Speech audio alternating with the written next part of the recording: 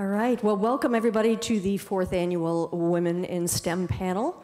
We started this 4 years ago and thought, let's see if anybody shows up, and they did. And we had such a great time that we decided we would do it again. We're going to have our lovely panelists introduce themselves, give us a little idea of who they are and what their company does and where they're from. And then we're going to take questions from you. So we're glad you're here, so settle in. And let's get going. Would you like to start us? Hi, everybody. I'm really happy to be here. My name is Adrienne Leighton. I'm in the Information Technology Department within Monsanto. Now, Monsanto is widely known as a seeds and traits company, right? So we help improve the productivity of farmers all across the world and helping to achieve a vision of feeding a growing world population. Now, in IT, you might think, what does that have to do with farming? But we do a lot with science and data and analytics to help the growers be more efficient and produce more and use less natural resources. Happy to be here. Hi, good morning. I'm Erica Fessia with Qualcomm, and I lead our philanthropy group, but also until recently worked with our global inclusion and diversity group. So this is a topic that is near and dear to my heart. Qualcomm is a technology company, and if you have a smartphone, you have Qualcomm technology in your hands. If you are competing in FTC, Qualcomm's technology is in your control system. So this is a great topic. I'm happy to be here with many of these lovely ladies. I'm going to go ahead and pass it on to the next and look forward to your questions. Hi, I'm Amanda Wisinski. I'm an electrical engineer and operations manager for NRG. NRG is a power generating company. We are located throughout all of the United States. My power plant is in Southern California in Carlsbad, about 40 miles north of San Diego. I am one of the few females that actually works in the power plant.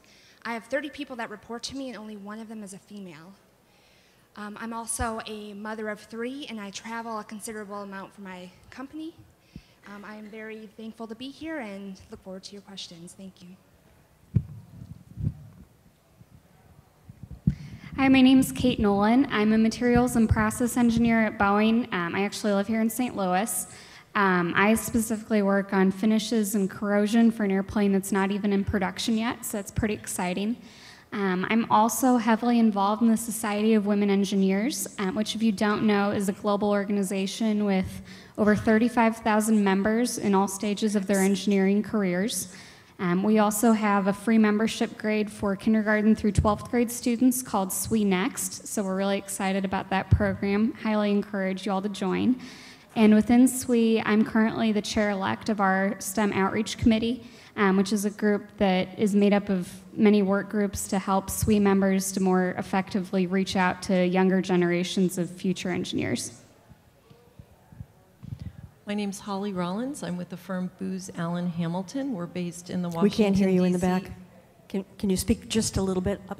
Sure. Holly Rollins. I'm with the firm Booz Allen Hamilton. We're based in the Washington, D.C. area. We have 23,000 employees focused on engineering, system development, and cybersecurity. I actually am a leader in our cybersecurity business.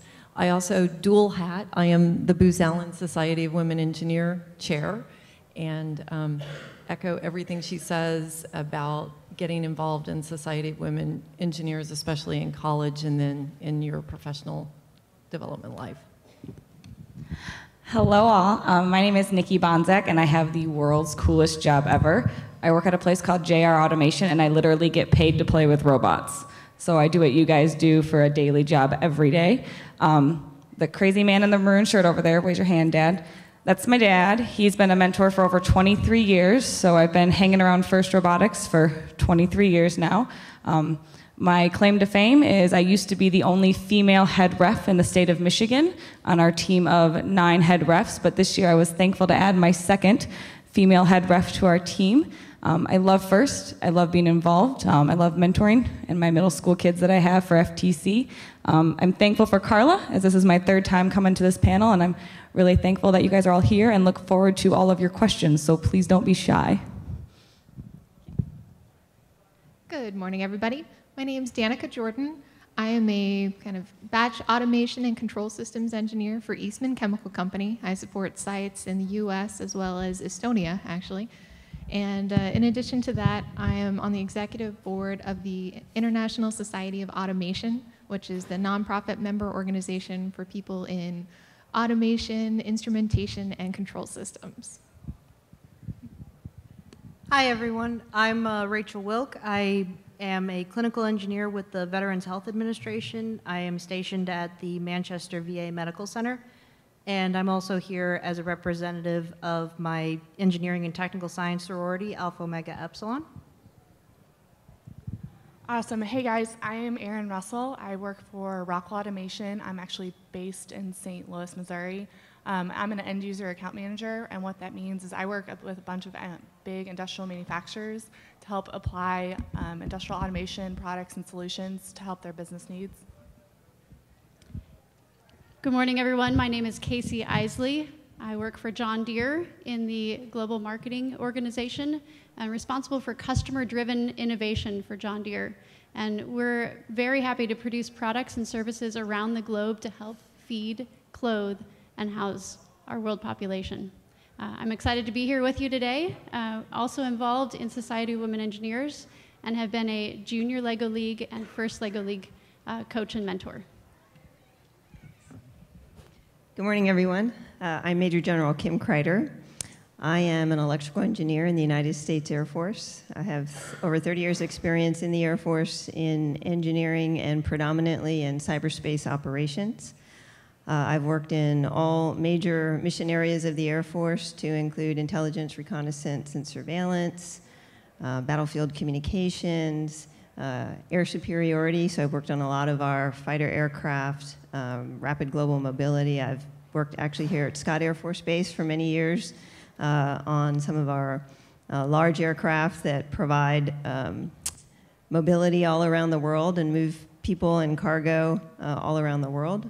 All of these systems depend on information technology and secure cyberspace secure operations. So my job has been to help figure out how all that works and how we can get our missions done effectively anytime, anywhere. We have about 340,000 personnel in the United States Air Force, and we're actively recruiting both men and women engineers that are interested in a career, a phenomenal career in the Air Force and a phenomenal career in cyber. So happy to be here. Looking forward to your questions. Hi, everyone. I'm Sam. I'm a first LEGO League and first robotics competition alumni out of Kansas City. I mentor a team as well, and now I'm a student at the University of Kansas studying civil engineering and mathematics. So if you have any questions about being an alum and staying involved with FIRST at a collegiate level, I'd be happy to answer them. Excellent. Good group of ladies, all in various stages of their careers, doing some cool stuff for some cool companies. And we're very excited to have Major General Crider here. Thank you so much for coming in at the last minute and joining us. This is our first fabulous woman in uniform to have on our panel in 4 years, so welcome. All right, I would also just quickly like to introduce one of my colleagues, Shelly Henderson. Shelly, if you can just wave. She is our diversity and inclusion manager and has been doing incredible work over the two and a half years that she has been with FIRST. There is some great information on diversity and inclusion on the FIRST website.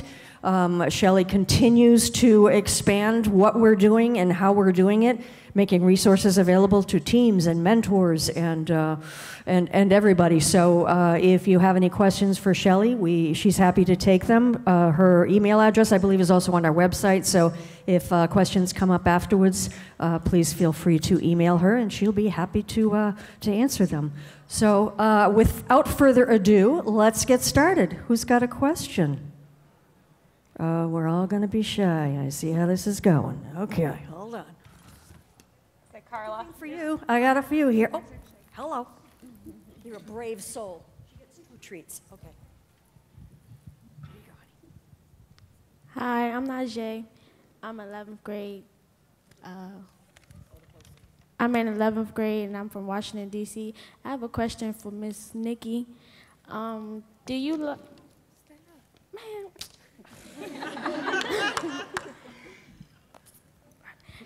Do you like, I see on the paper you said you're a machine designer, right? Do you like designing designing anything? Yeah, so part of my job as getting paid to play with robots is I design automated equipment. So just like you guys design robots to do a task, I design machines with robots to do a specific task. So like, for example, like the safety glasses on your head, we might design a machine that puts those completely together. Or like the buttons you're wearing or the name tags of these microphones. So I've seen everything from car parts to things for the military, for aerospace and medical, and even some really cool food machines to make some really cool food products. So it's been a very exciting job, and it's really great to get paid to play with robots. I wanted to be a graphic designer when I graduated from high school, so I wanted to know. No way, that's really cool. I enjoy it because every day is kind of a different adventure, so my job's never the same. So it's been really fun to do that kind of design. I designed this shirt. Thanks to me. It's a pretty cool shirt. Thank you. Turn around so we can see the back real quick. Yep, that's a pretty cool shirt. Thank you. And as everybody knows, that's the beauty of FIRST, is that we know that not everybody's going to be an engineer or be in a technical field, but maybe you will find your passion for marketing or public relations or finance and want to work for a tech company. So a lot of opportunities. Everything that you're doing with your team is going to take you far as we go forward. So any additional questions? Otherwise, I'm going to throw a couple out. Oh, all right. Here we go. I was wondering how you can stay involved in FIRST after you get out of high school. Sam. Hi. It's really easy. Depending on where you go to college, I can almost guarantee you that there will be a FIRST team somewhere in the area, whether it's FIRST Lego League or FIRST Robotics. That would probably be a really great way to start, is just to start volunteering with the team, even if it's not the one that you graduated from. And then volunteering at different events too. As you can see from every event, especially championships, there's so many different volunteers and volunteer positions that this competition would literally not run without any volunteers. So that would be a really great way to stay involved with FIRST. And then just kind of going around and maybe spreading awareness to different high schools. You can start your own team. I know when I was on a team, someone who graduated went to school in Iowa. I'm from Kansas, so Iowa is like a big, different Midwest state. But they went over to Iowa and started a really successful team there. So you can go as little as volunteering at an event once a year to starting your own team. That's definitely, I've stayed involved just by mentoring my old team. And keep in mind, several of the ladies that are on the panel are affiliated with FIRST Strategic Alliances, Society of Women Engineers, the ISA, Automation Federation, Alpha Omega Epsilon. Not only are they, involved in post high school, but they're also very active in FIRST activities, and that is growing on a regular basis. So don't you worry, we will find a place for you to keep involved. Questions? You're making me run. Okay, hold on.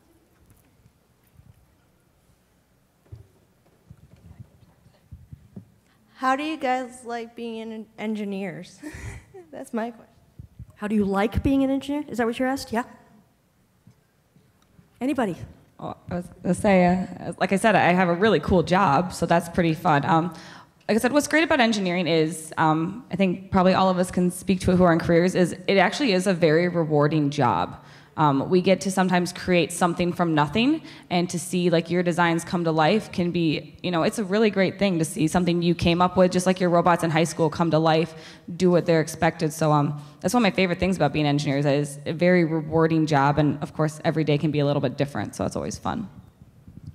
I would also like to add that I'm a clinical engineer at the VA hospital in Manchester, New Hampshire, and that's actually a very different type of engineering. It's we don't necessarily build anything, but we take care of the hospital's medical equipment. So it's basically a life cycle management and taking care of the hospital as if it's one big system. So it's like with an engineering background, it's basically not just a job, it's a mindset, it's a lifestyle, it's basically who we are. So for my job, I'm not necessarily designing new products. I'm taking very old technology. The power plant that I work in was built in the 1950s. So I'm taking old technology and making them new, more efficient, and more reliable and more relevant for today's industry and today's world. I love doing it because I'm always learning something new. It's always a different day. It's always challenging. And like what somebody else said, it's very rewarding. Yeah, Major General, I think you had something at the end, yeah? Oh, sure, thank you. So what I was going to say, what I love about being an engineer, so I'm an engineer in the Air Force, and what that means is that we have to figure out how to make something work, right? How to make something, how to take an idea, some innovative new idea, and actually turn it into something that works in the real world and that can actually accomplish a job that only an engineer can figure out how to do. Now, what engineering does is it takes that idea, it turns it into a prototype, and then you have to test the prototype, and you have to make sure that the prototype can actually work in the environment where it's meant to, which means that engineers have to be able to not only be good at design, they have to be good at being able to figure out the realistic environment that they're going to test it in, and the realistic environment that we're going to operate it in. And you have to be able to communicate with a lot of different kinds of people, not only fellow engineers, but operators, people that are actually going to have to man the system and operate the system. You know, we wouldn't be flying aircraft at Mach 4 if we didn't have engineers. We wouldn't be launching aircraft off of a floating runway if we didn't have engineers. We wouldn't be launching satellites into space if we didn't have engineers. All of the amazing inventions that we have today and the amazing capability that we have today, both military and non-military, are a result of engineers. So if you want to do something really cool, be an engineer. And I wanted to add something really quick. In addition to, so my job, I somehow managed to find a job where I'm focusing in exactly the area of chemistry that I just loved the most back in high school, like 8-10 years ago. So that's really amazing, but I also love my job because I really have an incredible team of people that I work with.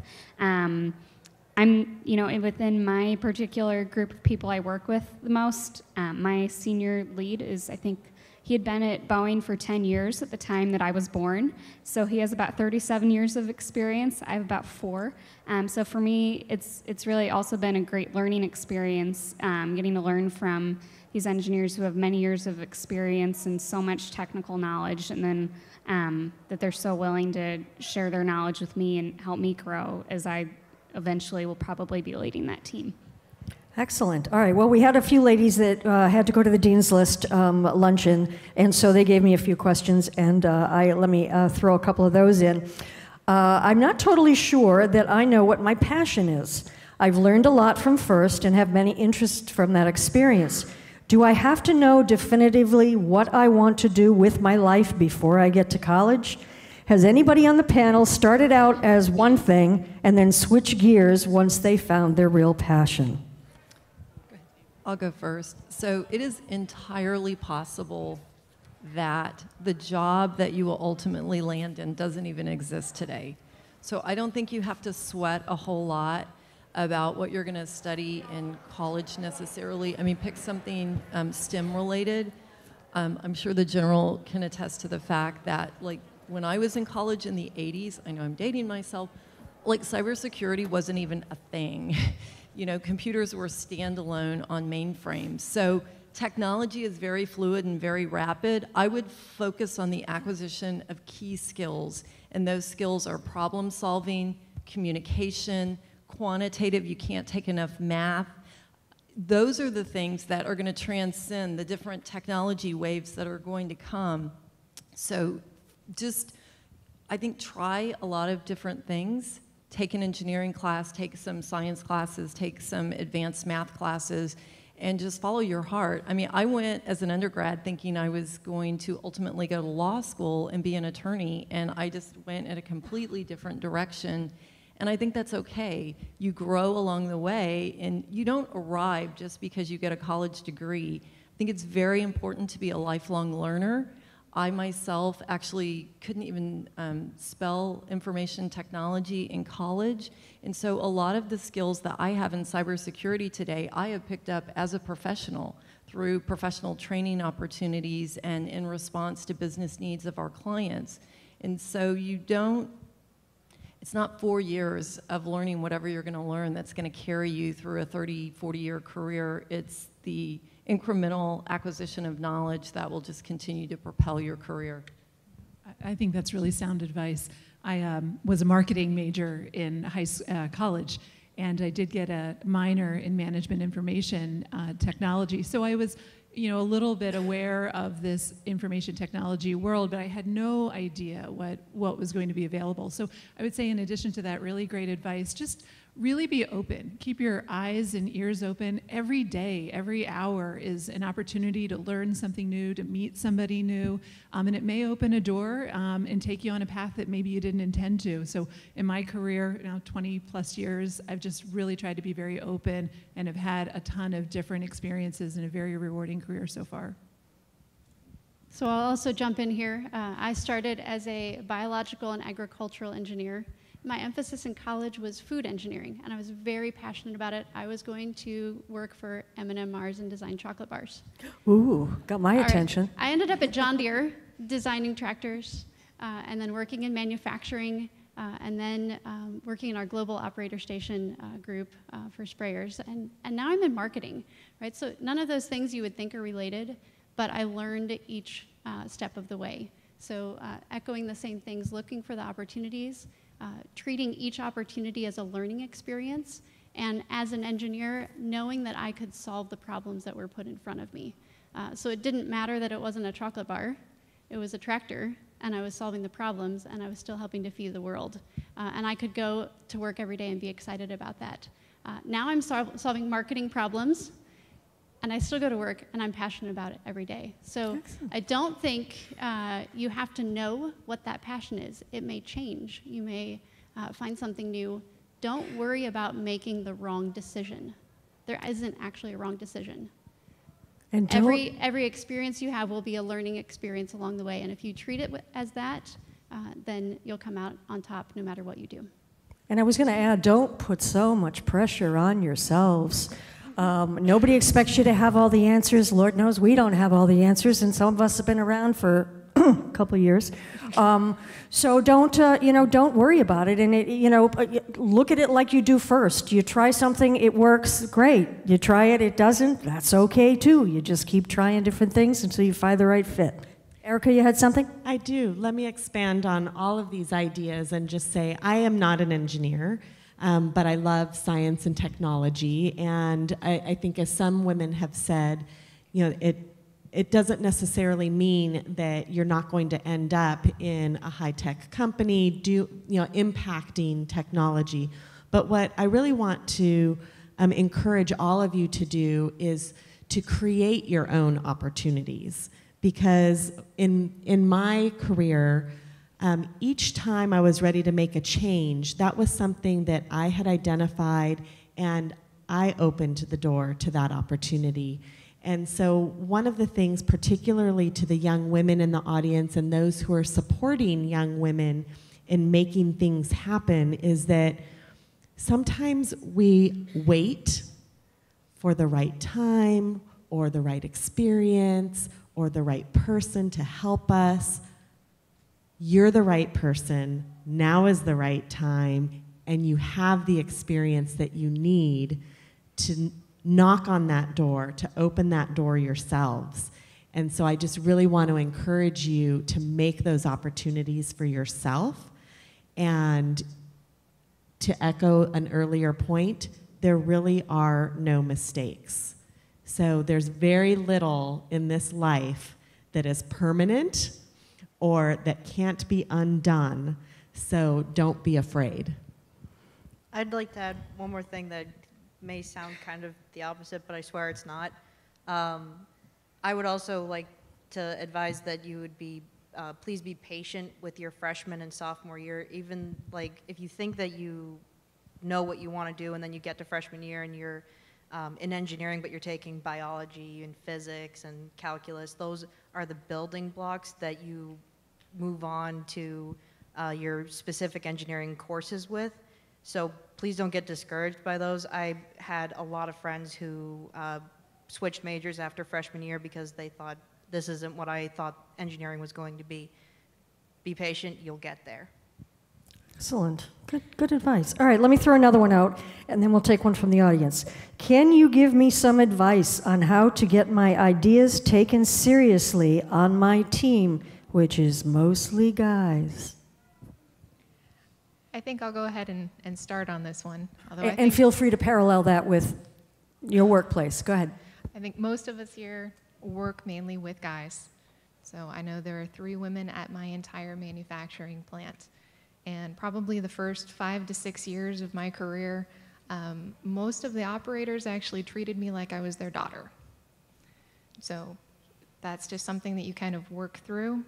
You continue to put your ideas out there. The most important thing that I have found is to find somebody to help champion your ideas. So I kind of work with people in a one-on-one, get them on board with it to kind of work together and kind of market and promote your stuff. Because once you've got a couple of people on your side, then everybody else starts falling in line, is what I've seen in the more male-dominated stuff. Just going in and speaking up and trying to yell over everybody during the design meetings never works, and it really doesn't look good for you. I have to deal with this all of the time as well. I am there's 2 females in the operations department. I'm the only female engineer at the power plant.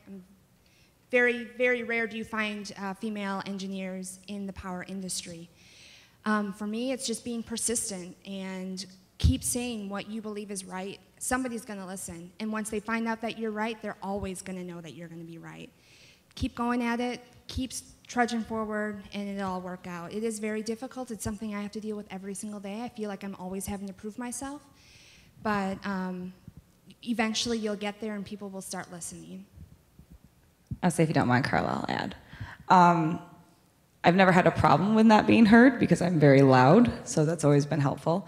But I am a true believer that hard work and doing a good job will always get you where you want to go.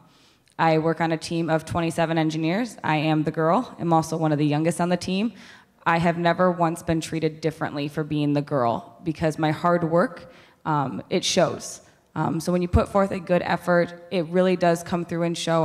One of my advice for your young ladies who are on teams, especially when they are mostly male dominated, don't sit in the corner just because you feel like your ideas aren't being heard. Get in there, even if it's just simply to watch someone do something, to learn from a mentor. They'll see it. They really will. They'll take notice that you have an interest. They will get you involved. And like I said, the harder you work, it does show, and people will include you for that. I would also like to add, definitely pay attention to the way that you're speaking to your teammates because, in my job, I work in a shop with 2 other guys, and I can't tell you how many times if I started something like, well, I feel we should do it this way, they wouldn't necessarily listen to me, but I'd say, I think we should do it this way, or we should do it this way. They responded a lot better, and it really made a world of difference. I'll just add a quick comment to the great comments that have already been made. I would say, first of all, have confidence in yourself. Know what you know and be clear in your own mind as to what your idea is and why you think it's right. And be confident in that. And also be confident in the fact that maybe you won't know everything and maybe you won't have it all thought out, but you still have something to contribute. The other thing I would leave you with is you're a member of a team of engineers. So think of yourself as an engineer, not as the girl on the team. You're an engineer. You're an equal, you're an engineer, you're there just like everybody else. Your gender shouldn't matter. It shouldn't matter to you, it shouldn't matter to them. So present yourself as the engineer on the team with the cute hair tie, and just go for it. Good, and that's a good segue into one last question, and then I'll take the audience. Do you think it's important for me to seek out a mentor both at college and in my early career? I've heard pros and cons on this subject and would like to hear both sides from anyone on the panel with experience. Well, I think you heard several of us say that we're involved in the Society of Women Engineers, so some people got involved in college, and for some of us it's something we're involved in our workplace. So I think sometimes you can have peer mentors, and sometimes you can have mentors who are more senior than you. There's a little bit of intentionality. So what you get out of mentoring is often what you conceive. So if you just have a checklist that says, I need a mentor, and you have no vision for how you want to use that mentorship, usually walk away from it going, it was okay, I met someone interesting, but didn't really move the needle in my career. But when you have some specific objectives that you want to get out of a mentoring relationship, then you can share with the person that is potentially mentoring you, these are my desired outcomes. And it really helps the mentor know where and how they can help you. So for me, I don't have a mentor. I have a suite or a group of mentors that I target for different things. So for example, I'm a working mom, and I also have a special needs child. So I have a lot of demands outside of my professional life. And so I seek mentorship from women who are a little bit further down the path. They may not be more senior in the organization than I am, but maybe they're further along as a mother. And I can ask them questions, wow, how do you do this like work-life balance thing? In other areas, I need to find my leadership voice. And so I may seek mentorship from someone who is very influential in our organization. Other times it might be technical information I need. So think about what it is that you feel like you need to add to your repertoire and kind of have very targeted, focused mentoring sessions. And then I think you'll get a higher return on the investment of your time when you go in with kind of a stated agenda and you're able to articulate that to the person mentoring to you. Anybody want to add to that? Okay. I've had several mentors over my career. I think they're extremely important, like you were saying, for targeted different areas of your life. And there should be at least two, especially if you're in a technical field. You should have one that's kind of in the focus area that you're looking to improve on. So I know I was pretty weak on process control, and so I went out and I found a mentor who literally wrote the book on a lot of what I was trying to work on. He's able to answer questions, get me in touch with the right people without me looking like an idiot in front of some of the people that I work with, which is wonderful. And then you also, in whatever corporation you're going into, you need to find a champion. You need to find someone who's going to talk up what you do and what your accomplishments are to all of the people that are looking for the next big person to move up in the organization. So that is extremely important, and it is much harder and much less common for women in the industry than it is for men. The guys, they have a tendency to get together, they go fishing, they go hunting, they have all of these activities that they do together where they talk about what all of the young people coming up and through are doing. You need to have one of those champions as well. And I just can't stress the importance enough of finding that person and working with them and letting them know what it is that you can do and where you want to go. Great. I'll jump in here too and address kind of the second half of that question. We hear so much about mentors being great things, and they really are. So you should have a mentor, and you should be purposeful. All of these things are great, but you also need to take two things into account. Is the mentor giving you advice that will work in your company or your team culture? Right? So if you have someone from an East Coast company or a West Coast company, and you're in the Midwest, and they're giving you advice to be bold or go in and negotiate for your salary, that may not go over very well. So make sure you're evaluating the advice against the culture of the company and the team that you're working for. And also make sure you evaluate it against your own personality. Will you be authentic if you take this advice? If you change your behavior style or start acting in a way that isn't you, and you're not bringing your authentic self to work, people are going to notice and see right through that as well. So it's one thing to learn and change behavior and get better at things. It's another thing to try and change who you are fundamentally. So those are the two pitfalls I think you should be aware of when you're working with a mentor. It's not necessarily things that you have to go and do. They're things you need to evaluate and figure out, how do I incorporate that advice? Do I take that advice? And how do I move forward with it? So and I would also, oh, go ahead. I was gonna say, so I hate to be the negative Nicki on the board up here, but spoiler alert, college isn't gonna teach you everything you need to know in order to be a successful engineer. She's laughing at me, but it's true. It won't. You can't learn everything from a book. Engineering is very much a hands-on industry. You learn by doing. So you kind of have to find a mentor, because those who have been in the industry the longest, they've seen a lot of things. So things you can't find out in college, you don't see in college. It's great to have someone who's been there, who's done it. I had to design my first machine that was 150 feet long to assemble a car sunroof. Yeah, I've never done that. College didn't teach me how to do that. But the guy next to me, he had designed 3 of them. So we had a chance to spend the whole time on the project being my mentor to move me through that. And I learned a lot about engineering I didn't know prior to that. And I had been at the company already for 5 years. So I think it's important in engineering because a book isn't going to teach you everything. And keep in mind that that mentor may be a man, it may be a woman. I would like to acknowledge the men in this audience and thank them for coming and having an interest in having these conversations, because they have a lot to offer, and they can be a great resource to you in various stages of your career as well. So the only way the changes are going to be made in the industry and in college is with their support and their commitment. So thank you very much for being here. So, question, Wait, I'd like to add one more thing. You just go right ahead while I'm walking. And it's one thing to find a mentor who's kind of like a superstar in their field. It's another to find someone who's invested in your career. It's probably one of the most important aspects of that mentor-mentee relationship. They have to be invested in your success as well. So that's something very important to look for. So the question I have, I'm a head coach for a large high school program between FDC and FRC. We've got 92 students. After 10 years of existence, we've risen to only 20% female participation, and we recognize we had some turnover issues. I had a female student resign and wrote a pretty point letter about what some of the issues were. We had some small group sensing sessions, and yeah, we got some culture issues we need to address. And from the top down, we're addressing those, and at the coach level, we're pushing this stuff down through the organization.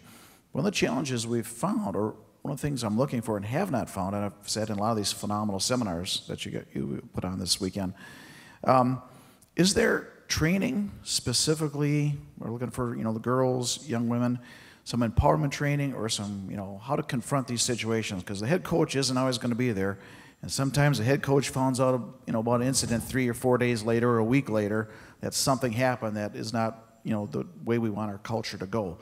If you run into any, through SWE or any other organizations that here's some great training to empower the girls to deal with these situations, prepare them for professional world, because we know this stuff exists in the professional world as well. I mean, we're addressing the team, the culture, and the other thing we learned is teenage males are kind of clueless a lot of times. At least I'm a male, I can help fix that, as a role model, we can help drive that down through our organization. But we're really struggling to find something to help the girls confront this stuff at their level. I'm glad you Wait a minute, mentioned before that. you answer that, let me just say thank you, first of all, for caring enough to want to make the changes and to ask that type of a question. So thank you very much for that. Go ahead. And I appreciate the kind of second part of what you were saying, because I don't know about programs specifically, and I especially don't know about those that would be age appropriate at a high school level. But I can tell you that where I work at a professional level, one of the focus areas is, we have a lot of sponsorship and development programs about women in IT and women in leadership, and we do a lot to help drive the empowerment and having a voice. But equally important on this is addressing the unconscious bias that happens. And so I don't think that, sometimes my male colleagues are doing it intentionally. That's why we say it's unconscious. So I think bringing the awareness to them so that they can help create an environment that is more inclusive may be as important as helping women to have a voice. Kate, can you speak to what maybe Society of Women Engineers has that could be helpful? I was actually going to just chime in and say on that one, there's a great slide deck. It's actually a card deck you can buy from SWE. That's the Diversity and Inclusion deck. And they've got some really great questions and activities to walk the whole team through. right? Because it's not just an issue with the females, it's also an issue with the males. It's the team not functioning together. So it brings out all of these questions of the empowerment. How do the females talk with the rest of the team? Do they speak up, or do they go away and make assumptions about what's going on? What unconscious biases can we uncover? So it really is a thing the whole team needs to work on, not just the males, not just the females. There's things happening on both sides that need to be addressed. So that would be one tool that you could certainly use. It's a diversity and inclusion, I think it's a card deck. SWE, Society of Women Engineers. There's also a really great resource that SWE has called Outreach for Change, which is actually a required module that the 20 SWE-sponsored FIRST teams are required to take as part of receiving that grant. So that's also available on the SWE website, and it's a really great resource to really share with the whole team. Yeah, and that's a great video, and the grant teams that have participated in that, it spawned some really great conversations and made them think about things that they may or may not have been aware of. Please also keep in mind that FIRST is very cognizant of this and therefore has alliance relationships with groups like Society of Women Engineers who have junior memberships, which are free. And there are great benefits and great scholarships that come along with that. NCWIT, the National Center for Women in Technology, is another fantastic organization, and they are promoting women in technology, women in computing. They are here. They're at the Innovation Fair, so if you get a chance, take a walk over there. They've got some great resources. If not, check their website, ncwit.org. So if you get to the Innovation Fair today before they close, check them out. If not, check their website. There's some great information there. Anybody want to add to that? Sam? Yeah. It's also a possibility to create your own training. So on my team specifically that I mentor and graduated from, we have a program called You Go Girl. And that was designed 11 years ago, I think, just with the intention of getting more female members on the team. It's kind of grown. I don't know if you walk around, but there are posters all over the walls of this entire dome with every single girl and female mentor, including myself, on a poster. So we also make trading cards of every single female member and every single female mentor with different professions, and we pass them around to kids. And just like creating that culture on your team of today, our team is wearing shirts that say "You Go Girl," men included. So I think it's important to kind of, if you want to, kind of go that extra step. It doesn't have to be as involved as making a poster with everyone's face on it, but that does work as an empowerment tool to walk around. And I saw my own poster today, and I was like, I mean, that's cool. People are walking around and seeing how the female members on your team are strong and capable. And I think if the men on your team support that as well with your own sort of program or training, that'd be a really effective way in-house to do that as well. 1710. I was to say, just to add to that, I mean, I feel like some of the best part about FIRST is, we're all here for each other. I would suggest, maybe talking to teams in your area, teams around this event, to see if, maybe they've had a similar problem, they've had a way to fix it. I mean, I'll call her out over there, my Mama B in the yellow from 33. I know they've had a team where they've had years where they've had more girls than guys, so I'd have to think they've probably got something that, maybe they could speak to you on of what's been successful for them to have, a high girl retention rate, more females than males. And they're a pretty big team too, so maybe some of your other teams in the area will have some advice for you too. Their team 33, the Killer Bees, they're all yellow, but I just know them as an example, they have more females than males on their team, so they've got to be doing something right. So, another one is 341, Driving Miss Daisy. They are here. They're a Hall of Fame team. They are a SWE grant winner. Just talk when you're in the pits. Talk. Also, I want you to know that we are filming this, so you're all going to be famous. But it will be posted to the FIRST website. After we all recuperate from these 2 championships, that is. Also in Houston, we had some fantastic conferences there. So if you were not there, several of those touch on exactly what this gentleman just asked. So those resources will be available to you probably in a couple of weeks. So make sure you check those out too. And I know when you come to something like this, you want to be everywhere, you want to see everything, and you just can't. So that is the reason that we're taping this. So. Just a couple more resources to add. The Neuro Leadership Institute has some available content that touches on unconscious bias at a scientific level. And so for this audience, I think it will resonate. They focus on corporate partnerships, but they do have a lot of free content available. So that's one. I'm glad you mentioned NC WIT. We're also partners with the Anita Borg Institute, who is doing a lot of research in this area, and also will have some great resources for you. But lastly, I just want to talk about some of the points that have already been brought up, but haven't really been called out as this, and that is the inclusion part. And I think that when you have young women on your team, if they feel like they're part of the team, if they feel included and have that connection to someone or to something that they're passionate about, that is going to help a lot with retention. And so I just want to expand on a couple of the ideas around team-based retention focus in having the subset of the team of young women really be a cohort that support each other. And the team's not here, they were in Houston, but the Warlords are a team based out of San Diego that has a specific group, the Women of Warlords. Wow. And they meet on a monthly basis and cover topics including how to fail fearlessly, and are a support network for each other as well as an outreach network to other young women. So they're pulling in and retaining the women on their team. Excellent. Shelley, did you want to add anything? Is there training on the first website you want to talk about here real quick? I'm coming. Okay.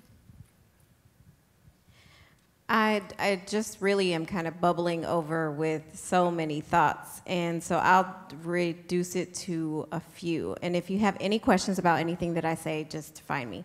So the first thing that I feel like I want to say, the first several things are about resources. So on the firstinspires.org website, under the About tab, under Diversity and Inclusion, are access to our training modules where we cover many of the things that we've been talking about here, so I would point you to that free resource. The other thing that I would say in terms of resources expands the conversation on partnerships. I appreciate the National Society of Black Engineers for their work on ignored potential. So the talent that we're leaving on the table when we forget about girls of color. I also had a very interesting meeting. So Google ignored potential. There's a whole campaign around it. The report is wonderful. I was visiting with the National Women's Law Center earlier this week, and they produced a series of reports on vulnerable girls. So girls who are also experiencing juvenile justice, child welfare, foster care, and so many other things. So I think that I will conclude, so look up Let Her Learn, wonderful campaign. It's called Let Her Learn. But I would conclude by saying girls are strong and capable, and there is much within group variation between girls and other girls and boys. And so what I want us to think about is just making sure that we are not buying into some of the cultural stereotypes and myths, and I would even say downright lies about girls and their potential, by building strategies on the stereotypes. Let's level the playing field first, tell the truth about girls and the capacity that they have within them right now, and build strategies around access. Okay, our girls are not broken, they are wonderful. They are absolutely 100% capable right now, right? So let's build strategies around access and not around the lies. Is that okay for me to say? Okay. Okay, who had it? Yep. I was thinking about going to the Air Force Academy for mechanical engineering. I was wondering what I would be doing if I did go for deployment afterwards. We just happen to have an expert here, just saying. Just saying. Just throwing it out there. Yeah, so thanks for your question. That's great. Going to the Air Force Academy is a phenomenal experience. I did not go to the Academy. I went to a regular college. I was an ROTC cadet. But I have a lot of friends that went to the Academy, and it is a world-class education. So you will just love going to the Air Force Academy. You'll flourish. You'll have incredible experiences in engineering. Once you graduate, if you graduate as a mechanical engineer, there's many different types of jobs in the Air Force for engineers. Mechanical engineers can go to, if you wanted to stay directly in engineering and do hands-on engineering work, you could go to one of our labs. So we have an Air Force Research Lab network across the Air Force, and engineers go into lab careers and they work with other engineers and they work on research and development associated with next generation capabilities. As I said, anything from space to aircraft to remotely piloted aircraft to large-scale enterprise systems for intelligence. In the mechanical field, of course, we're very interested in robotics and artificial intelligence and different ways that we can integrate new software capabilities to make machines do a lot of things that we would, in the past, have had people do. So we need a lot of smart engineers that can help us solve those kinds of problems and figure out how to enable us to conduct our operations very safely and securely in environments that are very dangerous. So there's many opportunities to take those engineering skills and those engineering talents and apply them in innovative ways in all of the different areas of the Air Force. And I'll be happy to talk to you some more in detail if you're interested. And I was just going to say that all of the panelists will be here for about 20 minutes-ish afterwards. So if there's somebody in particular that you want to ask questions from afterwards, please hang around. So I just wanted to add, I'm not in the Air Force, but I live in Colorado, about 20 minutes north from the Air Force Academy. And the cadets at the Air Force Academy are all assigned to a local family. So we love our cadets in El Paso County. We're super proud that we are able to serve the men and women that attend the Air Force Academy as a community that embraces these cadets through the 4 years that they are at the Academy. Many of them are coming from other states and are quite far away from their families. It is a pretty rigorous, beyond just the curriculum of being in college, there's a lot of expectations on cadets. There's a lot of focus on leadership. And so the community comes alongside the Air Force Academy in a partnership to really support those cadets and give them, a place to go on the weekends, to hang out, get some home-cooked meals. So we love on our cadets, and we would love to have you join us. All right, I saw lots of hands here. Hi, I heard earlier someone was faced with being treated like a daughter when they first joined the STEM field, but I was wondering if any of you had more stories on your experiences being women in the STEM field. Like, what was the biggest challenge you faced? Being called princess. But we know that you are. Okay, I'm just saying. Just saying, I can say that. But seriously, it was very interesting. Starting my first internship, my boss was very explicit when he told me that I was the first female to be hired in that department. And he pulled me aside and he told me, he's like, listen, I talked to the guys, they're not gonna, talk shop like around you, they're not gonna like offend you or anything like that. And I told them they can't use the women's room anymore because no women was working there, but they had a women's room, and he said they're not going to use it anymore. And I was just sitting there going, okay, and it kind of like sent the wrong message like right off the bat. So afterwards, it was just like awkward for a really long time, and I hope somebody has like a better story. Anybody? I have a story. So in my job, I have to wear FRCs. They're fire retardant clothing, and fun fact, they don't make them in women's styles. Right. So I put on men's pants every single day, men's shirt every single day. I wear a hard hat, steel-toed boots, and safety glasses every single day at my job. I had all 3 of my children at the power plant. Not literally had them at the power plant. I was pregnant at the power plant. When I first found out I was pregnant, I'm getting bigger, and I said, hey, listen, I need maternity clothes. I can't wear these FRCs. I can't squeeze into them anymore. I was told, too bad, you can't wear that, or you're going to have to figure out how to squeeze into those things. And what happened? So I went to our safety specialist, and I said, listen, I work around rotating pieces of equipment every single day. I work around switchgear every single day. You can't expect me to go out there and not be protected like everybody else. You have to get me bigger clothes, or I have to get maternity clothes, or I will wear my own maternity clothes, and you cannot say anything about it. So the solution was I just got to wear bigger men's clothes. I still looked like a guy, was wearing these giant pants and this giant shirt. But I'm reminded almost every single day that I'm a female, and during that entire time, I was kind of treated like I was disabled. You can't go up there, you're pregnant, you're gonna get hurt. And I had to remind them, I'm pregnant, I'm not disabled, I can still do your job. I can probably do it better, but. And has that changed now since you've had your children? Has that change in maternity or in women's? Well, I've still been the only one at the power plant that's ever had a baby pregnant there.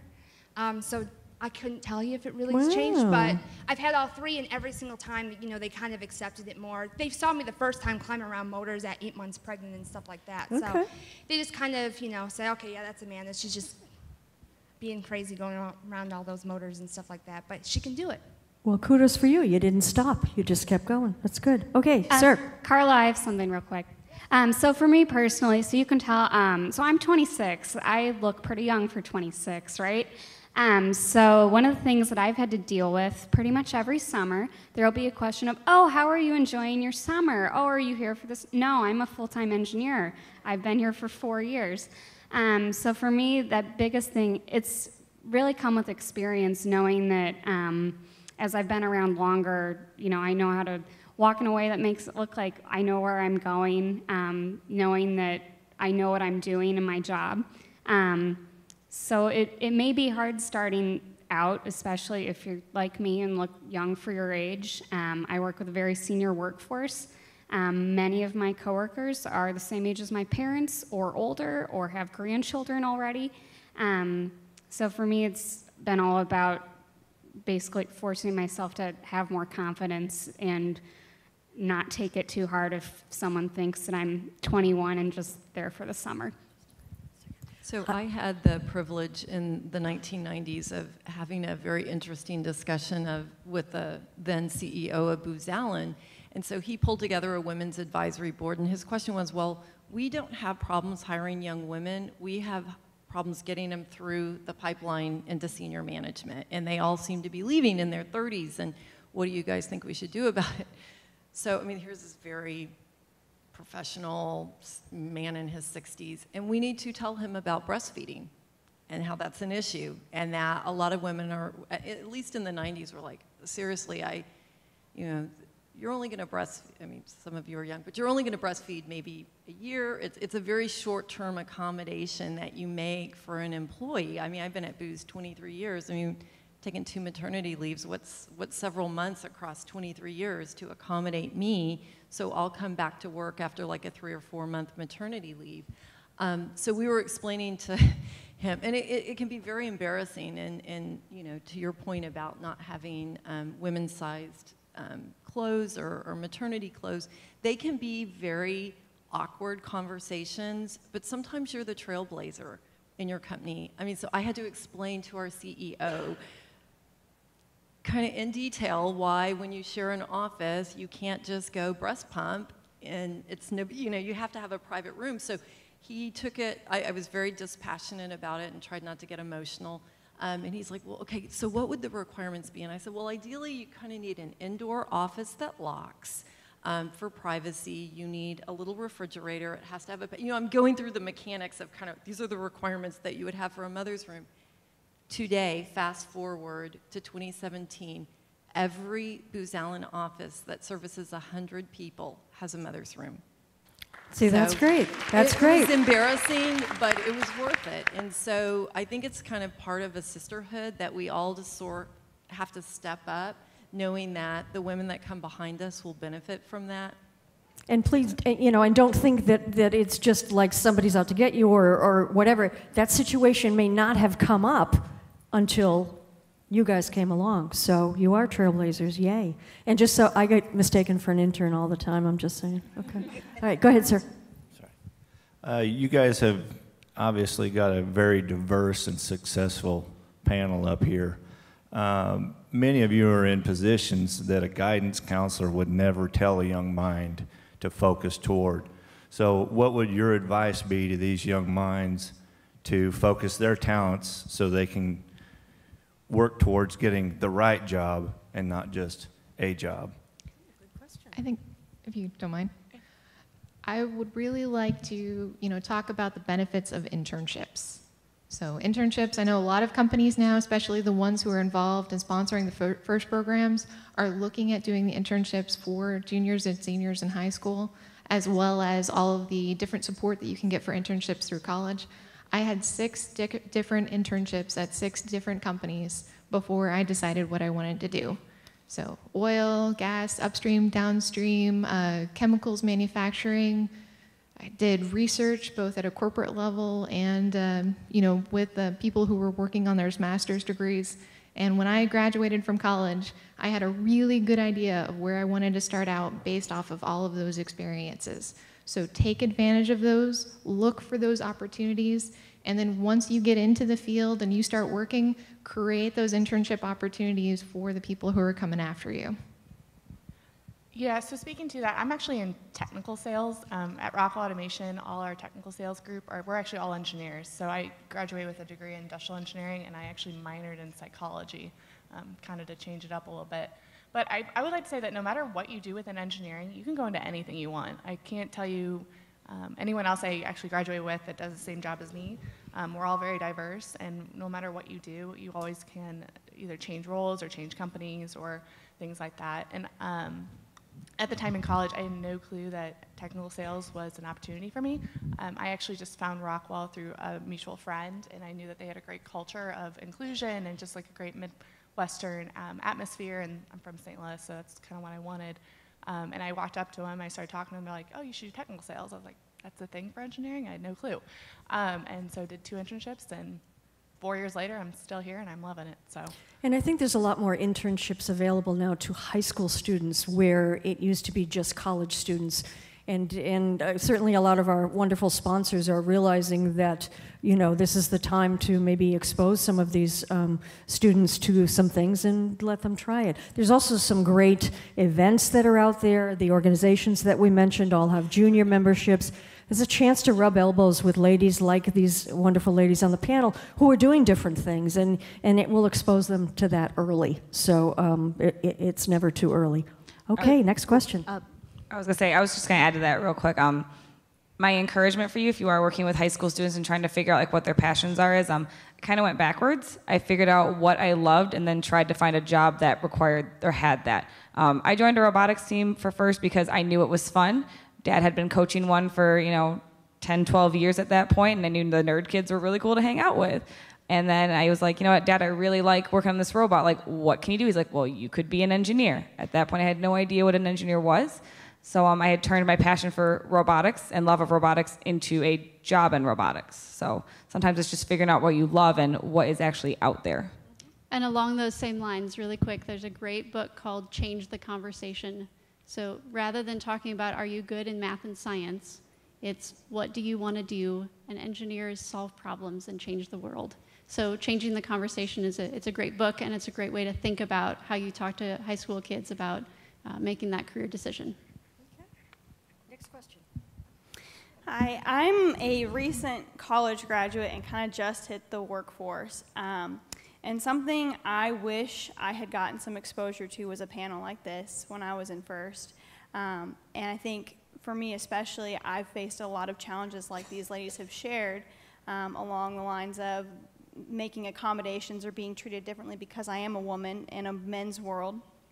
And I guess my question for you guys is, when you're facing those situations and fighting the good fight, what are some good pieces of advice you could give? How do you approach those situations? How do you help? I don't think that men intentionally want to discriminate. I just think that it's a matter of helping them understand. And so from your perspective, especially the seasoned ladies, what's some good steps we can take or ways we can help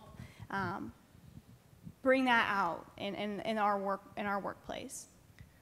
One thing I wish someone had told me really, really early on: never cry in front of the guys. Oh. Yeah. When you get frustrated, and you get angry, one of the first reactions that many of us have is to start crying. You get up out of the room and you walk out until you compose yourself and then come back in and attack it then.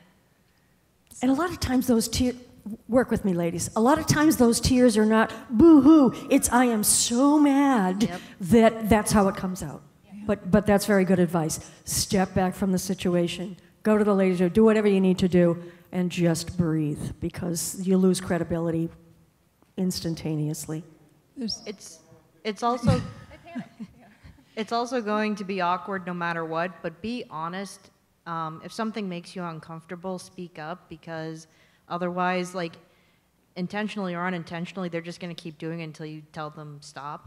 Because, I mean, I've run into a lot of situations where I would say, okay, I won't let it bother me, I won't let it bother me, and then suddenly it's gone on for too long, where when you finally speak up and you're like, hey, this actually, like, it bugs me, you call me princess. It's like, it's been 6 months. And so, like, when it makes you uncomfortable, just speak up, and it'll be awkward, but it'll be better in the long run. There's just a slightly different angle on this, and I really do appreciate needing to be clear, right? Kind of change your job or change your job, right? So you've got to have a voice. You've got to try to, get your voice heard and see if the environment changes.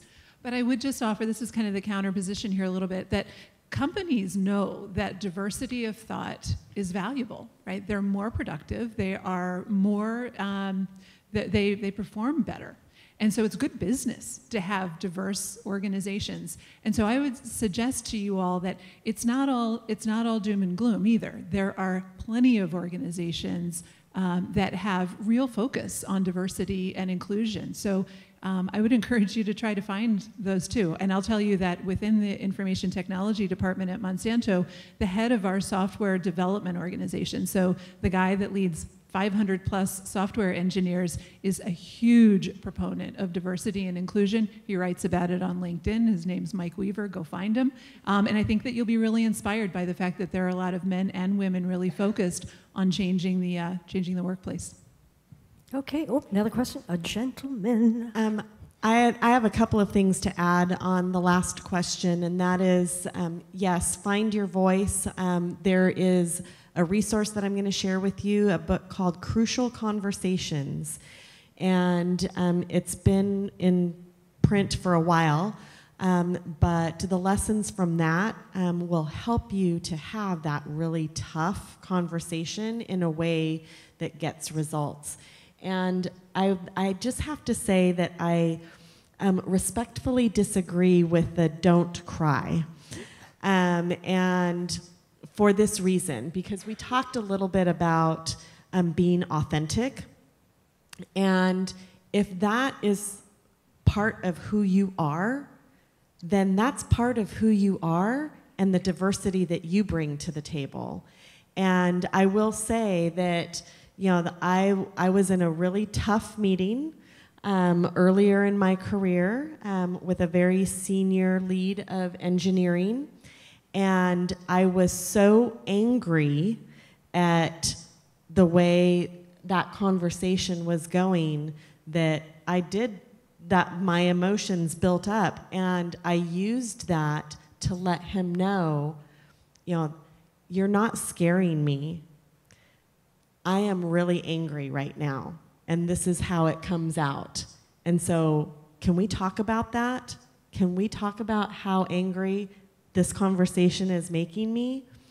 And from there, we built a relationship that was much stronger than it would have been if I had tried to stifle that and crushed my voice in an attempt to stop crying.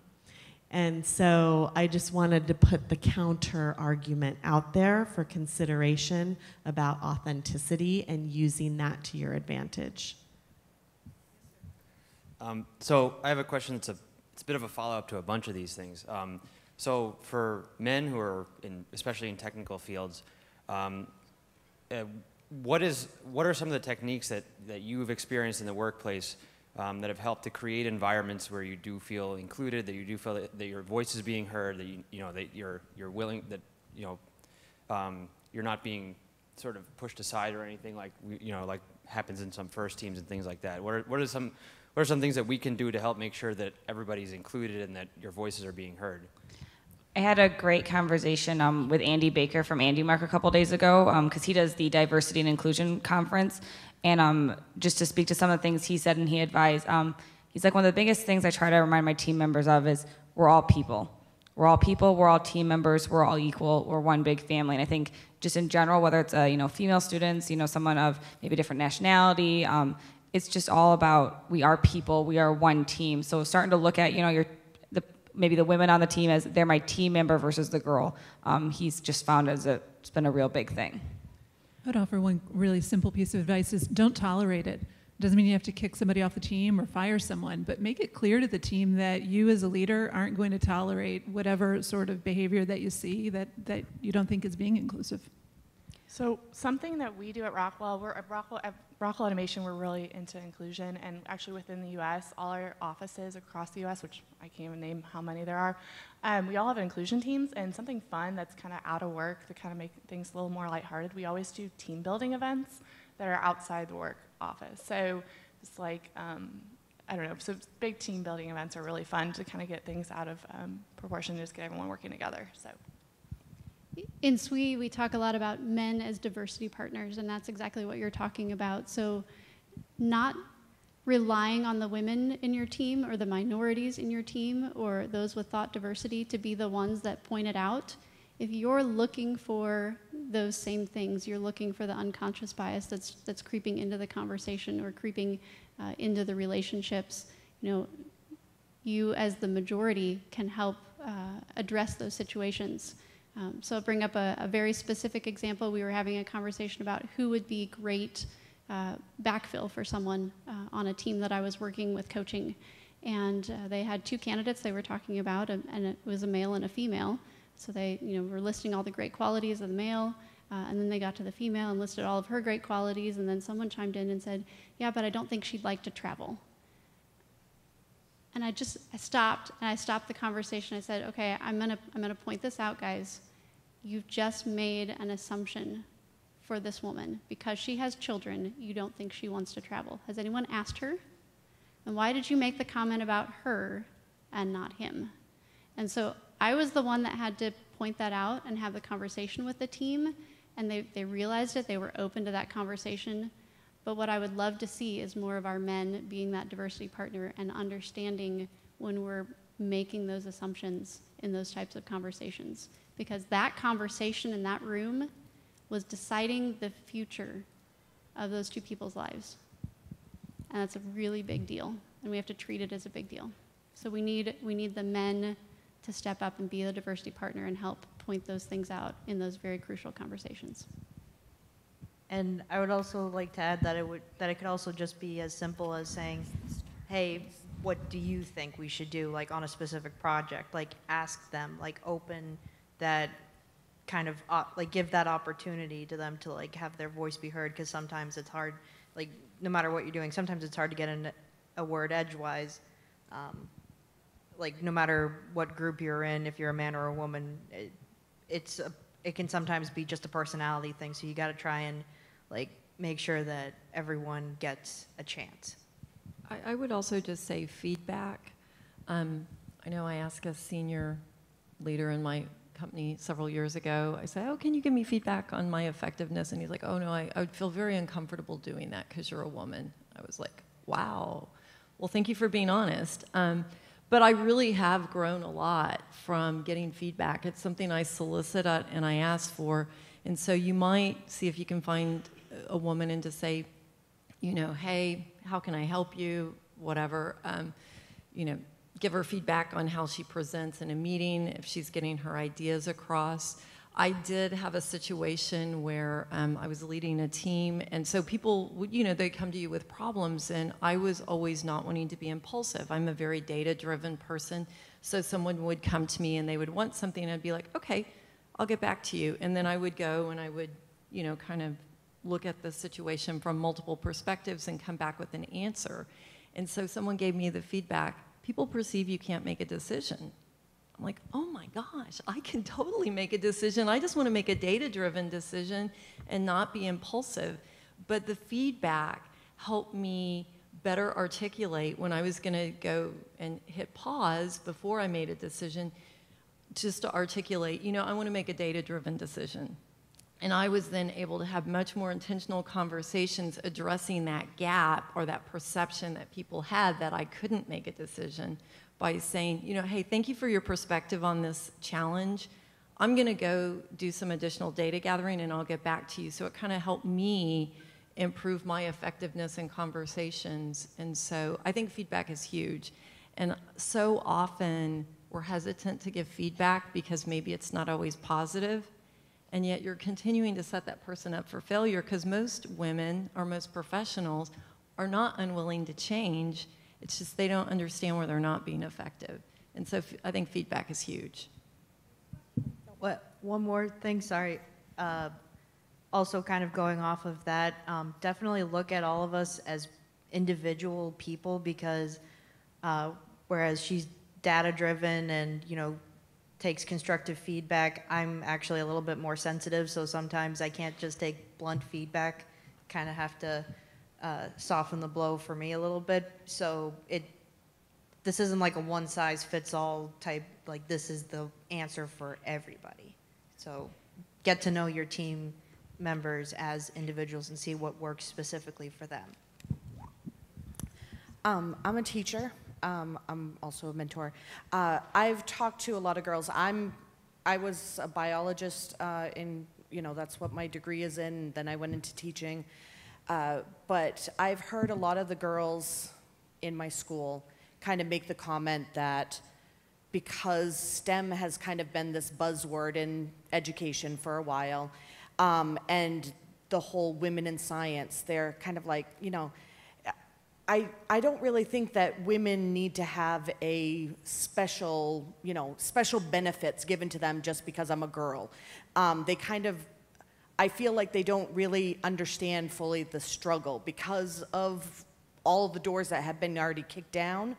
But what do you guys say about to the girls that are still coming up that may not see the struggle at this moment because they're still in school, they're not in the careers yet, and how would you say that teachers should kind of address that with the girls to let them know, hey, there's still a lot of ground to cover? So I actually have a couple of things. So SWE actually offers K-12 educator membership, which is currently, we actually have about several hundred memberships that are being sponsored by the Army for free. So either talk to me afterwards or stop by our booth and I can give you the code to do that. But the normal rate is only $20 a year for educators. And so we've really been building up the programming that we're able to offer to educators. And you also get all of the benefits of SWE membership that working engineers do. And so you can come to SWE conference. There's specific K-12 educator newsletters that are coming out. I also encourage you to check out SWE Next, which is our program for kindergarten through 12th grade girls. And we've actually been starting SWE Next clubs at schools around the country. So if there's a bunch of SWE Nexters in an area or at a school, they can form a club. And the only requirement is that they have to have a SWE member as an advisor, which can be a K-12 educator member, such as yourself. And so those have been really great ways for girls to explore engineering careers together, reach out to local companies for tours or speakers or things like that, do engineering activities together. And I think in terms of communicating how important it is, at least from my experience, it was no big deal to be doing science and engineering in high school because all of my friends who were girls were doing that too. So it didn't seem like, oh, like why is SWE even an organization? And then I got to college and I majored in chemical engineering, so there were more girls in my classes than some of the other fields. But then suddenly, girls were only a third or a quarter of the people in my classes. And then I got to the engineering workforce, and the first group I sat in, out of about 20, 25 people, I was one of 2 women. And for a time, I was the only one when the other senior woman moved on to a different role. So I think if you can communicate the percentage of women who are engineers, the percentage of the workforce that's women, and how that number gets smaller over time, I think it really shows how building that support network early can help kind of carry you through. Okay, question. Oh, I'm a comment.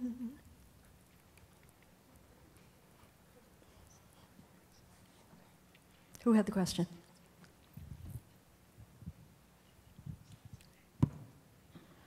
So I'm a sophomore, and so I'm not really sure how the process works as well, but I'm not really sure what I want to do. And when you're going into college with a major for engineering, like let's say if I go in for chemical engineering, do I take general engineering classes beforehand where I can decide what I'm more passionate about, or do I have to come in already knowing what I want to do? There are a lot of, I don't know if you're looking at a certain university, but I know there's a lot of schools out there that have general engineering years. Like I went to Purdue, and Purdue had a whole year of just general engineering, and then for the first semester, each school came in and talked to us. Like I came in thinking I want to do chemical, and I came out wanting to do industrial. So I really liked looking at universities that had more of a general year, just a first year, so that didn't set you back in classes, but everyone has their certain thoughts. Yeah, so I go to a state school, really big, where it's like a really pretty high acceptance rate. So it's not as heavily engineering or technical focused. So it is a little bit more difficult to find like your first year of general engineering courses. We don't really offer that. And I know a lot of major state schools don't do that as well. So, but at the same time, it's not hard to switch your major. I think on average, like every person in engineering will either like switch their major like 2 times. But I think it's really easy to be fluid within engineering. So like I study civil engineering, and that's like I study a lot of concrete and dirt. But I think that like chemical engineers are a lot more focused, or aerospace is much more focused. So if you are struggling to find like what kind of engineering you want to find, my recommendation would be to go do something really broad in engineering. Mechanical has a ton of applications. Civil also has a lot of applications, as well as chemical.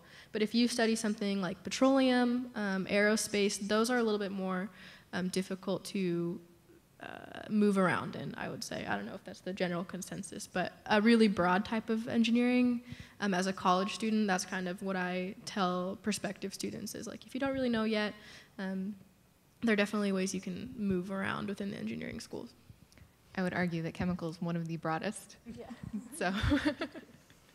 All right, let's. We're in the home stretch here, so we've still got some great loot to give away. So let's keep going. Thank you. So I was actually very thankful for the lady who was talking about the diversities and like all those minority women who are like actually the minorities among the minorities, like.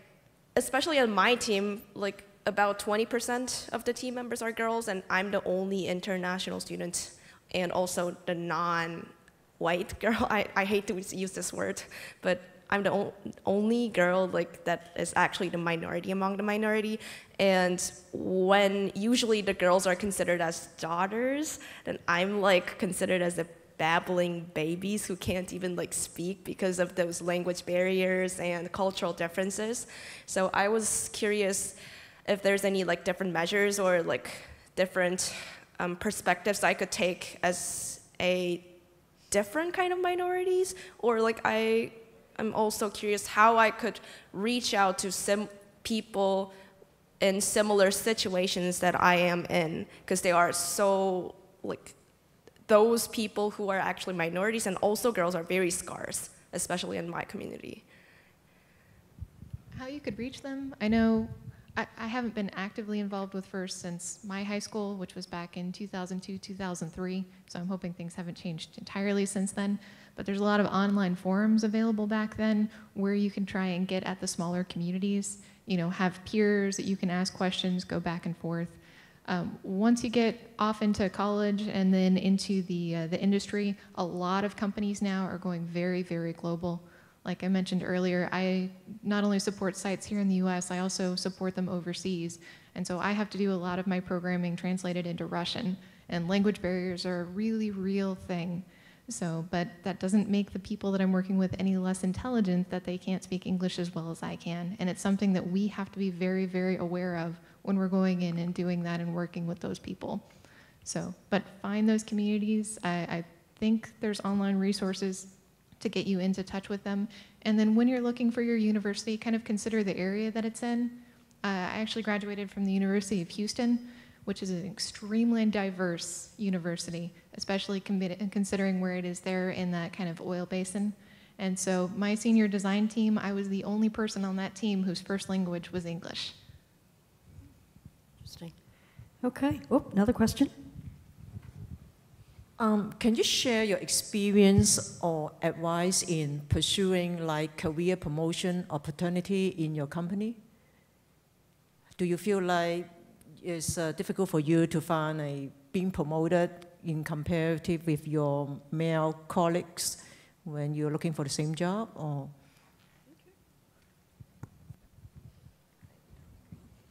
Anybody want to take that? Erica? No? No? I have not really seen a whole lot of, I guess, issues with males getting promoted over females. Like I mentioned earlier on, you really got to kind of seek out and find those champions in your company who will be talking about you and promoting you with the people who are making those kinds of hiring decisions. And sometimes that is harder for women to do than it is for men, but it is something that has to be done kind of equally across the board. So I definitely haven't seen the female, being seen as someone who's less likely to maybe move. In fact, in our company, it's a big problem getting anybody to move out of Tennessee, and I'm not really sure why. But is anybody in the panel involved in actual hiring? Not in HR recruiting, but as a leader and a manager, for sure, hiring. Okay. Okay. And, I was just going to say that I don't feel like it's been a struggle getting promoted. Again, my field has been information technology, and largely in companies that really value the diversity of thought.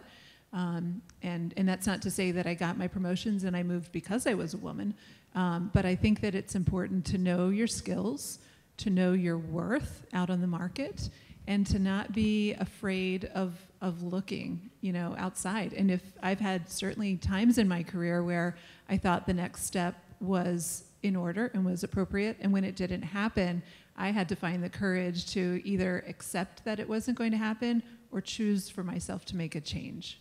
And so I think it requires, some self-awareness and some courage in some cases to make a hard decision. Is that helpful? Yes. Yeah, I was going to say, I was just going to agree with my counterpart here next to me is that, I can't say I've ever seen a struggle, and a lot of it has been done to, the work that I do versus the gender that I am. So like I said earlier, I really think how you do in your company, and if you are a hard worker, it is recognized, so. I actually would like to hear from the general on this. I mean, she's probably the most accomplished person at the table, so it'd be interesting to see her perspective. Well, I don't know about that. I mean, I was sitting here listening to you guys. I would say that it's a very impressive group. Well, so as far as promotion goes in the military, it's a slightly different process. Our promotion systems are very structured, and your records and your accomplishments are reviewed by a board. So the process for promotion is pretty much, tries to eliminate any sort of biases to the maximum extent possible. I mean, there's humans involved in the process, so biases inevitably creeps in, but it's a very sort of blind process. I mean, it's basically your description of your work is captured on paper, and there's a board that's typically a very diverse board. We try to put people on the board that are going to make decisions about promotion that are both men and women, and various minorities represent as well. So that tends to help. And I would say that I can only speak for the Air Force, that promotions for women have certainly continued to increase. And we see women in all levels of very senior leadership, all the way up to the Secretary of the Air Force. My current boss is the Secretary of the Air Force. It's a woman. The Undersecretary of the Air Force is a woman. Probably in the very senior ranks of we have 2 4-star generals in the Air Force that are women. And then across the very senior ranks of the Air Force, the general officer ranks and the colonel ranks, a large amount of women. So women have continued to be promoted because they've been doing a great job. As what was said before, it really comes down to your performance, your work, your capabilities. And I would certainly echo the comment that if you find yourself in an environment that doesn't recognize your strengths, it's time to maybe take a step back and think about, is this the right place for you? And can you make that move? Some of it certainly is a practical decision that you have to make, but some of it really is just looking inside yourself and saying, where's the best place for me?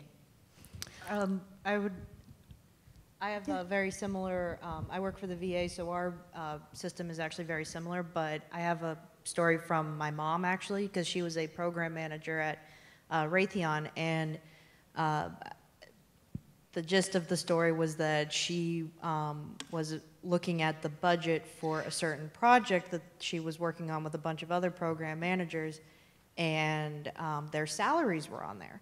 And these were all people who were in the same position as her, and I believe they were making $15,000 more on the project, or that was their actual salary, so they were making that much more a year. And she actually not confronted, but she brought this to her boss's attention and said, we need to fix this. So I think that a very important thing, and I know it's kind of at least in the United States, it's a kind of a taboo subject to talk about your salary and how much you make, but it sometimes is a conversation to have, and you might not be able to have it with the people that you work with, but the information is actually out there. If you look at websites like Glassdoor.com or I believe it's salary.com or something like that, that helps with getting hired, and also when you are looking to get promoted, they will show you like your salary breakdown by your geographic area, even the company that you work for, and it's a really important topic to cover, especially when you're in your job. So know your worth. Okay. Who had a question here?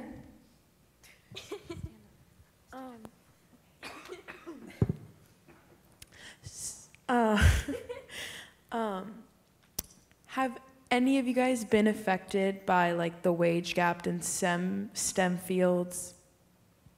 Yeah. Can you elaborate? Yeah.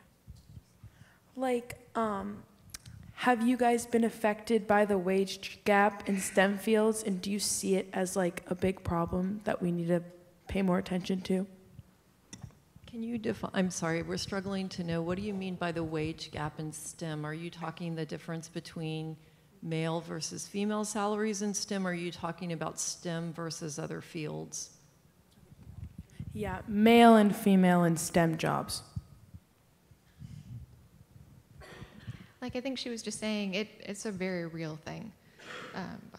They've done numerous studies over and over again, and women traditionally will get paid less for doing the exact same job.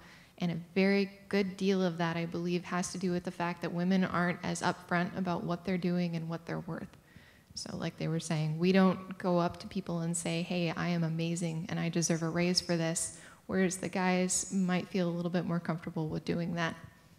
And I think it has something to do with a little, I'm not trying to like broad brush the whole topic, but at least in my situation, and I've discovered that it kind of happens with a lot of other people, or women especially, that when we get the job, we just are so appreciative of the fact that we got the job that we don't even think about the salary. It's like, yes, thank you, I got, like, I'll work for that amount, and kind of it just like goes out the window, and it's always better to like figure out what you're like, go into those job interviews, like even the first one, go in with like a salary in mind. It probably won't come up, and also don't bring it up yourself because that's a little awkward, but just have that in mind and always just keep it at the forefront of your mind, and I think that could help with closing that wage gap, but it is still a very real issue. Yeah, then the number one factor in building that wage gap over your career is starting salary.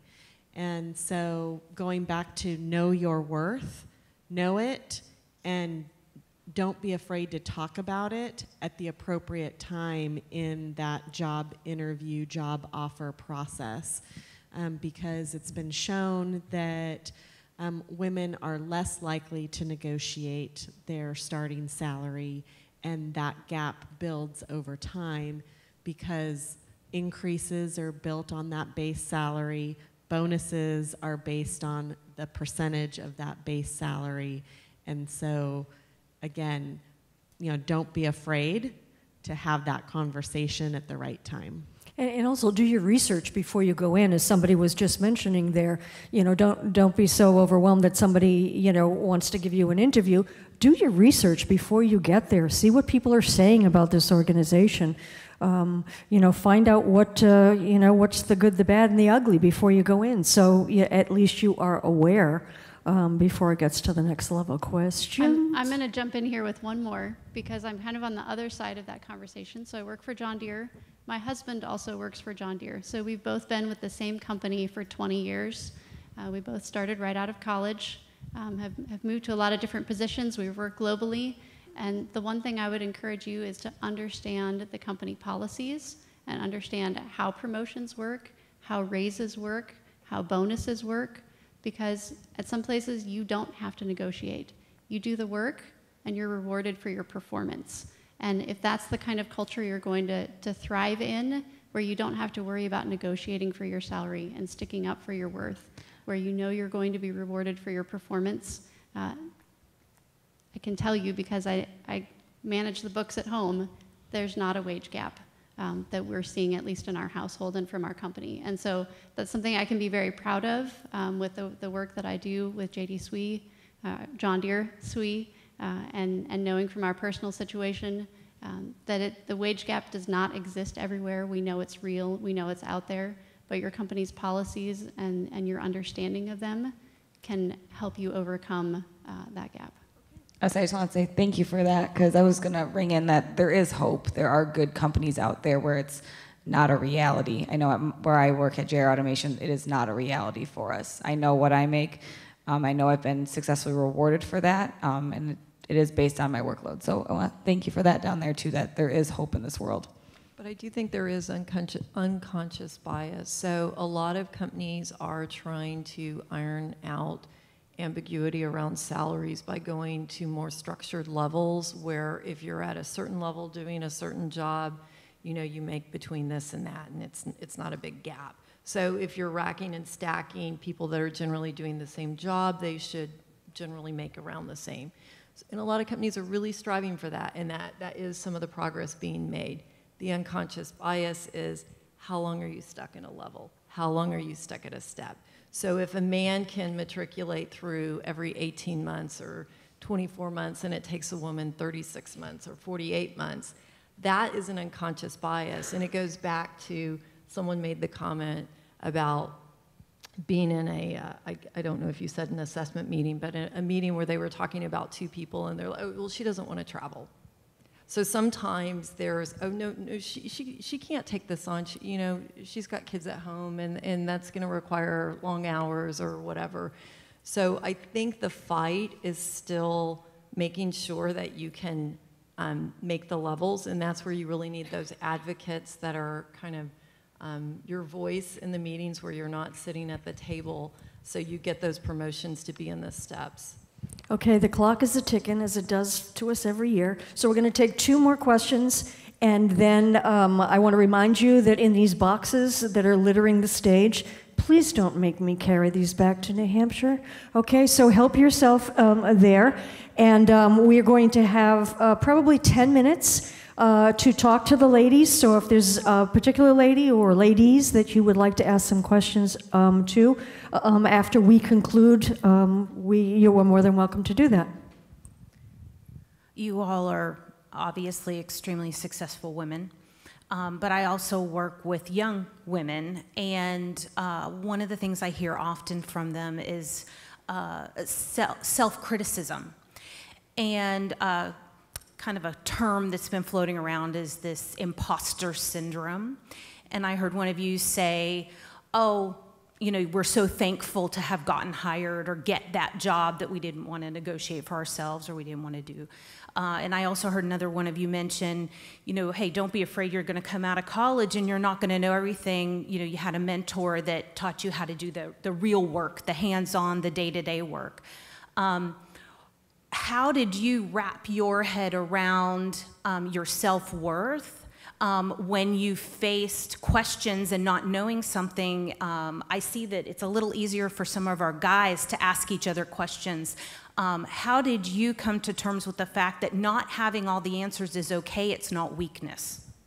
Someone had to tell me, and I literally just said, I don't know about that when you said we were all accomplished. So it's something that at least I still work on. And sometimes it takes some external kind of reassurance, especially like just getting that feedback from people saying, am I, like, is what I'm doing working? And then eventually I'll listen. So something that's actually personally worked really well for me, so I have imposter syndrome pretty badly. So, you know, I'm always convinced this is going to be the time they figure out I'm a fraud, right? And that I actually shouldn't be here. They shouldn't have promoted me past like an entry-level engineer. No, this is it.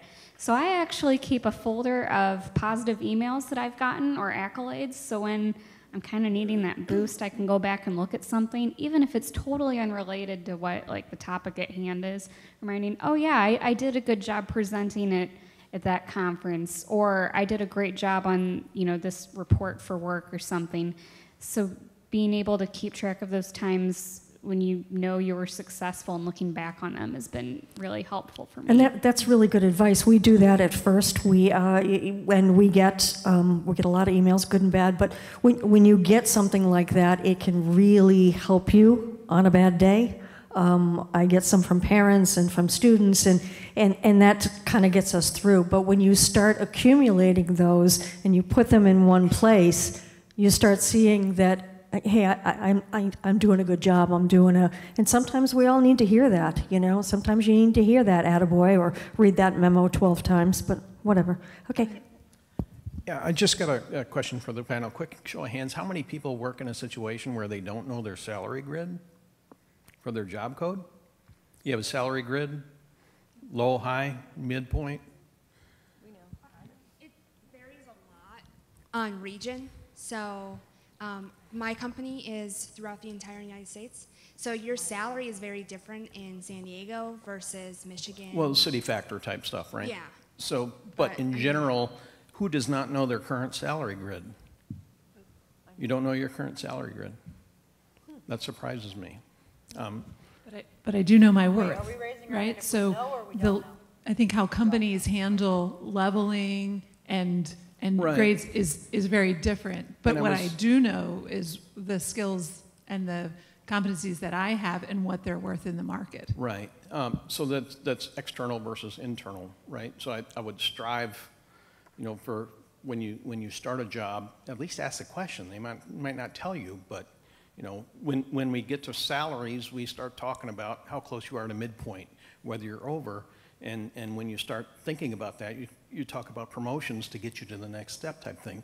And a thing about self-promotion and the emails and so forth, when we're looking at people that are rated 1 to 5, 5 being excellent, there can only be so many of those because there's only so much money to go around, right? So those emails and self-promotion and the visibility within the company and your list of successes, you got to advertise your own successes and don't be shy about that. Because that matters. The more people that are in that negotiation room that know your name, that know what you do for a living, that senior success is who's going to get the 5 and who's going to get knocked down to a 4. It's very, very simple. But you got to be able to do that for yourself. It's self-promotion. And every job has a comfort zone, whether you like it or hate it. You know what to expect on a certain day, so you do have to sometimes step out. Sorry, I got 4 older sisters. I've been trained. So.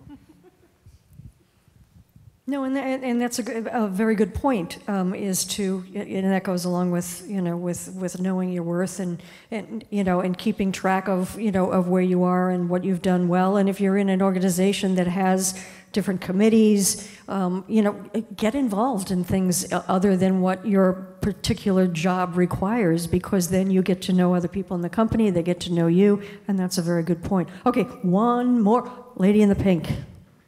Because I love pink. Love me some pink.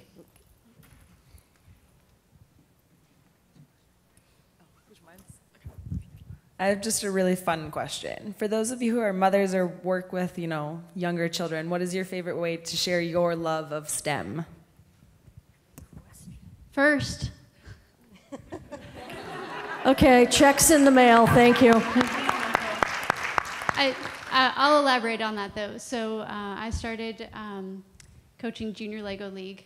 We had a John Deere coworker who was doing the first robotics, and I took my kids to the showcase, and they were like, "Oh, wow, this is awesome!" And they were watching the robots do their thing. And so the coworker kind of got me involved, and next thing you know, I'm mentoring a junior team at the school. But to watch a 6-year-old kid program a robot and debug a program, and the light bulbs go off, and they're excited about it, it is amazing feeling to see that happen. And to be able to do community outreach, getting women involved in STEM, and have my kids there at the same time, I mean, what more could you ask for? Oh, well, my company pays for it too. So, it's like the perfect combination of everything.